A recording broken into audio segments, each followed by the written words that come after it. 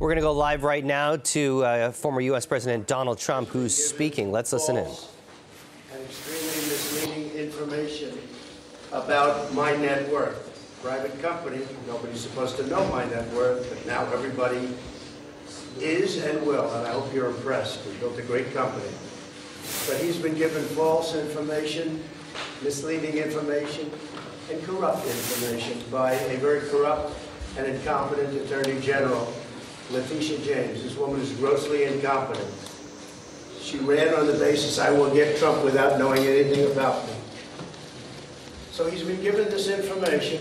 It's now been proven to be false, such as Mar-a-Lago in Palm Beach, Florida, being worth $18 million, when in fact it's much closer to $1.5 billion.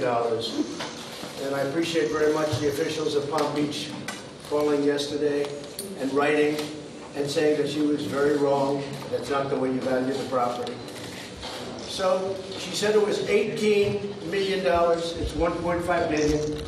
Likewise, we've just recently sold 2 properties for many times what they were worth, many times what they were worth in the financial statements. And the statements are actually much lower than the actual net worth. She knows that, but she's fraudulent. Because of the fraudulent numbers she's given, many of which, Mar-a-Lago is just one example. We have other examples that are almost as good, in some cases might even be better.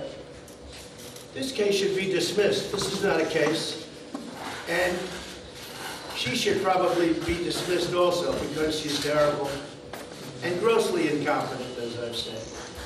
But at a minimum, she should start looking for the murderers and the criminals, the violent criminals all over New York, do something about all of the illegal migrants pouring into our city and state, and not spend the next 6 months in a courthouse because she's been caught early. Her numbers are fraudulent. She's a fraud. Her numbers are fraudulent, and this case should be dismissed. And they ought to get on to violent crime and solving the problems of New York City and New York State. Thanks very much. Mr. President, why did you decide to come? You didn't have to be here today. How big is your apartment in Trump Tower? We've been looking at live pictures and listening to former U.S. President Donald Trump arriving in a New York court, one of many court cases that he is currently facing and indictments that he's facing.